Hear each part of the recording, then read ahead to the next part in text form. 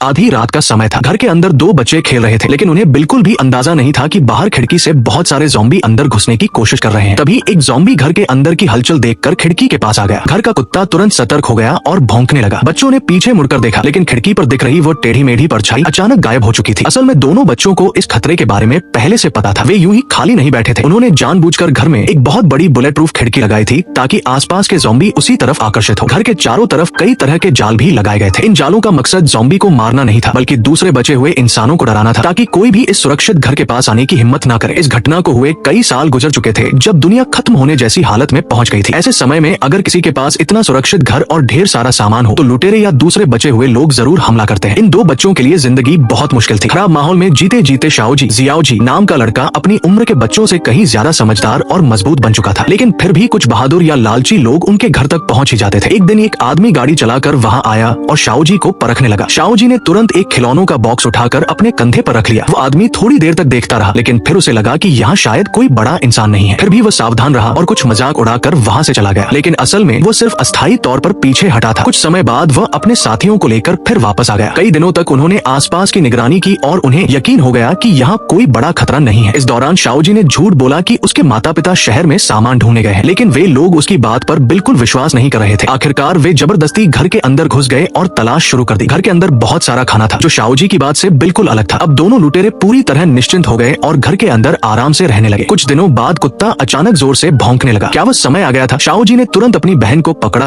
और अलमारी के पीछे बने गुप्त कमरे में ले जाकर छुपा दिया। उधर दूसरी तरफ अचानक उस आदमी और औरत ने देखा कि खिड़की के बाहर बहुत सारे ज़ॉम्बी इकट्ठा हो गए हैं। उन्हें लगा कि घर की रोशनी उन्हें आकर्षित कर रही है, इसलिए उन्होंने तुरंत लाइट बंद कर दी। लेकिन तभी अचानक कुछ घर के अंदर घुसने लगा। आदमी घबराकर तुरंत घर से बाहर भागा, लेकिन जैसे ही वो अंदर गया, उसने देखा कि उसका साथी पहले ही जमीन पर गिर चुका था। और कुछ समय बाद दोनों बच्चे फिर से घर के दरवाजे के पास खेलते हुए दिखाई देते हैं, लेकिन इससे पहले जो आदमी और औरत वहाँ आए थे, वे अचानक बिना किसी निशान के गायब हो चुके थे, जैसे कि वे कभी वहाँ आए ही नहीं थे। उसी समय जंगल में एक खतरनाक चेहरे वाला आदमी घूम रहा था। दुनिया खत्म होने के बाद भी वह अकेले जंगल में घूमने की हिम्मत कर रहा था। कुछ ही देर में ज़ॉम्बियों का एक झुंड उसके सामने आ गया, लेकिन उसने पीछे मुड़कर भागने के बजाय सीधा उन पर हमला कर दिया। थोड़ी ही देर बाद वो आदमी बिना किसी चोट के जंगल से बाहर निकल आया। इससे साफ था कि वह बहुत ताकतवर और अनुभवी इंसान है। चलते चलते वो उस दिशा में पहुंच गया जहां सेफ हाउस बना हुआ था, लेकिन वहां पहुंचते ही उसे आसपास कई तरह के जाल दिखाई देने लगे। थोड़ी दूरी पर उसे वो सुरक्षित घर भी दिख गया। तभी उसकी नजर सामने खड़ी एक छोटी लड़की पर पड़ी और वो थोड़ा हैरान रह गया। उसे समझ नहीं आया कि इतनी छोटी लड़की इस खतरनाक दुनिया में कैसे जिंदा है। अगले ही पल उसने देखा कि लड़की के हाथ में वही खिलौनों वाला बॉक्स है। असल में वो बॉक्स सिर्फ खिलौना नहीं था, बल्कि उसके अंदर एक खतरनाक जाल लगा हुआ था। दोनों भाई बहन अक्सर अपनी मासूम शक्ल का इस्तेमाल करके दुश्मनों को धोखा देते थे। इस बार तो अनुभवी योद्धा थंडर भी उनके जाल में फंस गया। जब उसे होश आया तो उसने खुद को घर के बाहर बर्फ में पड़ा हुआ पाया। उसके शरीर पर खून लगा हुआ था और वो बुरी तरह घायल था। वहीं पास में खड़ी छोटी लड़की उसे बहुत सावधानी से देख रही थी। थंडर समझ गया कि यहाँ सिर्फ यही दो बच्चे रहते हैं। उसे तुरंत एहसास हुआ कि उसकी अचानक मौजूदगी से बच्चों को गलतफहमी हो गई है, इसलिए उसने शांत रहते हुए कहा कि उसका लड़ने का कोई इरादा नहीं है, वह बस अपने हथियार वापस लेना चाहता है और फिर यहाँ से चला जाएगा। लेकिन लड़की ने समझ लिया कि वह आदमी उनके सामान को लूटने नहीं आया है, फिर भी उसने उसे जाने नहीं दिया। इसका एक कारण ये था कि वह आदमी पहले स्पेशल फोर्स का सैनिक रह चुका था, इसलिए वो उनकी सुरक्षा में मदद कर सकता था। और दूसरा कारण यह था कि उस सेफ हाउस को सच में किसी ताकतवर इंसान की जरूरत थी। दरअसल शाओ जी की माँ एक वैज्ञानिक थी। एक जरूरी मिशन के कारण वो काफी समय पहले इस जगह को छोड़कर चली गई थी। सेफ हाउस का पावर जनरेटर एक खास मशीन से जुड़ा हुआ था, जो दौड़ने वाली मशीन जॉगर की तरह काम करती थी। ये मशीन इंसान के शरीर की ताकत को बिजली में बदल देती थी, लेकिन शाओ जी की ताकत इतनी नहीं थी कि वो लंबे समय तक दौड़ सके, इसलिए अक्सर घर की बिजली बंद करनी पड़ती थी। शाओ जी ने थंडर से एक वादा किया। उसने कहा कि जब तक उसकी माँ वापस नहीं आती, अगर थंडर रोज मशीन पर दौड़कर बिजली बनाता रहेगा, तो बदले में उसे रहने की जगह, खाना और जाने से पहले कुछ सामान और उसके हथियार भी वापस दे दिए जाएंगे। इस तरह थंडर उस सेफ हाउस में रहने लगा। हर दिन उसे बिजली बनाने के लिए बहुत देर तक दौड़ना पड़ता था, लेकिन इसी दौरान वो दोनों भाई बहन के साथ घुलने मिलने भी लगा। धीरे धीरे वो जगह उसे सच में घर जैसी लगने लगी। लेकिन थंडर को ये नहीं पता था कि शाओ जी उसके बारे में कुछ छुपा रही है। वह यहाँ तक कि कभी कभी उसकी अपनी ही बिस्तर पर सो जाती थी। इससे साफ था कि इस घर में कोई न कोई राज जरूर छुपा हुआ है। और कुछ ही समय बाद थंडर को भी महसूस होने लगा कि यहाँ कुछ सही नहीं है। कमरे की दीवारों पर बहुत सारा खून लगा हुआ था। ऐसा लग रहा था जैसे किसी जगह पर किसी ज़ॉम्बी को कैद करके रखा गया हो। थंडर यही सब सोच ही रहा था कि तभी सामने से एक जोरदार गर्जने की आवाज सुनाई दी। उसने सावधानी से ऊपर देखा। तभी उसे घर के सामने एक गाड़ी खड़ी दिखाई दी और एक आदमी बंदूक लेकर घर के आसपास घूम रहा था। ये देखकर थंडर तुरंत कमरे से बाहर निकलने की कोशिश करने लगा। उधर शाओ जी तुरंत छिप गया और जल्दी से घर की तरफ भागा। दुश्मन के उसकी बहन को देखने से पहले ही वह उसे अपने साथ अंदर ले आया। कुछ देर बाद वह आदमी बिना कुछ किए वहाँ से चला गया। इस घटना के बाद शाओ जी ने भी थंडर पर भरोसा करना शुरू कर दिया और उसने उसके हथियार हथियार भी उसे वापस दे दिए, लेकिन इससे हालात ज्यादा सुरक्षित नहीं हुए। ये जगह दिन ब दिन और खतरनाक होती जा रही थी। यहाँ अक्सर लोग मर जाते थे और कई बार बचे हुए लोगों को भी अपनी जान गंवानी पड़ती थी। इसी वजह से थंडर ने दोनों बच्चों को सलाह दी कि वे उसके साथ यहाँ से कहीं और चले जाएं, ताकि उन्हें हर दिन डर और खतरे के बीच जीना न पड़े। लेकिन तभी अचानक उसकी बहन की आवाज सुनाई दी। दरअसल पहले जो आदमी आया था वह इस बार अपने 2 और साथियों को लेकर वापस आ गया था। इस बार समस्या और भी बड़ी थी, क्योंकि इस बार तीनों के पास बंदूकें थी और बाहर खेल रही छोटी बहन भी उनके सामने आ गई थी। दोनों तरफ की ये स्थिति देखकर तीनों गुंडे हंसने लगे, लेकिन अगले ही पल सब कुछ बदल गया। रैगर थंडर घबराकर अपनी बहन को पुकारने लगा और उसी समय गोलीबारी शुरू हो गई। एक एक करके दुश्मन मारे जाने लगे। आखिरी आदमी भी गोली चलाने ही वाला था कि अचानक दूर खड़ी एक औरत ने बंदूक उठाई और उसे तुरंत मार गिराया। उसी समय शाओजी को अपनी माँ की आवाज सुनाई दी, लेकिन रैगर को ऐसा महसूस हुआ जैसे वह आवाज उससे दूर होती जा रही है। असल में वह भी गोली लगने से गंभीर रूप से घायल हो चुका था। कुछ ही देर में उसकी चेतना धुंधली पड़ने लगी और वह बेहोश हो गया, लेकिन कुछ दिनों बाद वह अचानक फिर से जाग गया। हैरानी की बात यह थी कि उसके शरीर के सारे घाव पूरी तरह गायब हो चुके थे। शाओजी का परिवार जो उसके पास ही खड़ा था उसे होश में आते देखकर बहुत खुश हो गया। फिर एना ने उसे पूरी सच्चाई बताई। असल में इस वायरस से संक्रमित ज्यादातर लोग ज़ॉम्बी बन जाते हैं, लेकिन बहुत ही कम लोग ऐसे होते हैं जो मरने के बाद दोबारा जिंदा हो जाते हैं और उनके शरीर की पुरानी बीमारियां और चोटें भी पूरी तरह ठीक हो जाती हैं। वैज्ञानिक लोग ऐसे इंसानों को चेंजर कहते हैं। शाओजी को भी पहले किडनी कैंसर था, इसलिए उसे भी मजबूरी में इस वायरस से संक्रमित होना पड़ा था। खुशकिस्मती से वह भी एक चेंजर बन गया, लेकिन इस शक्ति के साथ एक बड़ी कमी भी थी। लेकिन चेंजर बनने का एक नुकसान भी था। कभी कभी वे कुछ समय के लिए अपना नियंत्रण खो देते हैं। उस दौरान वे किसी को भी मार सकते हैं और खुद पर काबू नहीं रख पाते। जिस चीज को थंडर ने पहले कमरे में देखा था, असल में वो वही इंसान था जो म्यूटेशन के समय खुद को बंद कर देता था ताकि किसी को नुकसान न पहुंचे। आमतौर पर यह म्यूटेशन 20 दिन से 1 महीने के बीच होता है, लेकिन इसका समय बिल्कुल तय नहीं होता। इसी वजह से उन्होंने एक बहुत सतर्क और समझदार कुत्ते को ट्रेन किया था, ताकि जैसे ही म्यूटेशन का समय आए वो पहले ही सबको चेतावनी दे सके। कुछ समय बाद रैगर थंडर ने पहली बार किसी चेंजर के म्यूटेशन का अंत अपनी आंखों से देखा। कुछ दिनों के बाद वह इंसान फिर से होश में आ गया, लेकिन इस समय रैगर के मन में सिर्फ एक ही सवाल था। वह यह जानना चाहता था कि क्या उसका परिवार भी चेंजर बन गया है या नहीं, क्योंकि जब पहली बार वायरस फैला था तब उसने अपनी पत्नी और बेटी को खो दिया था। उस समय उसने दर्द सहते हुए खुद ही उन्हें मार दिया था, क्योंकि वे ज़ॉम्बी बन गए थे। लेकिन अब एना भी ये तय नहीं कर सकती थी कि वे चेंजर बने थे या नहीं, क्योंकि हर इंसान में म्यूटेशन का समय अलग अलग होता है। किसी में ये कुछ दिनों में, किसी में कुछ हफ्तों में और कभी कभी कई महीनों बाद भी हो सकता है। ये सुनकर रैगर के दिल में फिर से उम्मीद जाग गई। उसे लगा कि अगर उसका परिवार सच में चेंजर हुआ होगा तो शायद वे दोबारा जिंदा हो चुके होंगे। ये सोचते ही वो तुरंत उठ खड़ा हुआ और उन्हें देखने वापस जाने की तैयारी करने लगा। जाने से पहले उसने वादा किया कि चाहे जो भी नतीजा निकले वो फिर से वापस आकर इन बच्चों से जरूर मिलेगा। लेकिन उसके जाने के कुछ ही समय बाद बहुत सारे लोग उस इलाके की तरफ आने लगे। वे लोग सुरक्षित इलाके की ओर बढ़ रहे थे। रैगर ने उनसे अलग रास्ता चुनकर पुराने खतरनाक रास्ते से वापस जाने का फैसला किया, लेकिन उसे ये नहीं पता था कि उसी रात बहुत सारे लोग उस सेफ हाउस की तरफ आ रहे थे। वे लोग सामान चुराने नहीं आए थे। असल में लाओ मा नाम का आदमी आसपास के एक बड़े ग्रुप का नेता था। उसे पता चल गया था कि शाओजी पहले एक लाइलाज बीमारी से पीड़ित था, लेकिन अचानक ठीक हो गया और लाओ मा की बेटी भी एक गंभीर बीमारी से जूझ रही थी। इसलिए उसे लगा कि एना के पास शायद कोई जादुई दवा है जो लोगों को ठीक कर सकती है। इसी वजह से वो उस दवा को लेने यहाँ आ गया। जल्द ही एना को पकड़ लिया गया। हालांकि दोनों भाई बहन कमरे में छिपे हुए थे, इसलिए अभी वे सुरक्षित थे, लेकिन इतने बड़े पैमाने पर तलाशी चल रही थी, इसलिए ज्यादा देर तक छिपे रहना मुश्किल था। पूरे घर की तलाश की गई, लेकिन उन्हें कोई दवा नहीं मिली, क्योंकि असल में ऐसी कोई दवा थी ही नहीं। फिर भी एना ने सच बताने से साफ इनकार कर दिया। उसने कहा कि उसके लिए सबसे जरूरी उसका परिवार है और वह उनके लिए कुछ भी कर सकती है। उसी समय रैगर आखिरकार वहाँ वापस पहुँच गया, लेकिन जैसे ही वो घर के पास पहुंचा उसने देखा कि दरवाजे पर कई बंदूकधारी खड़े हैं। यह देखकर उसे तुरंत समझ आ गया कि एना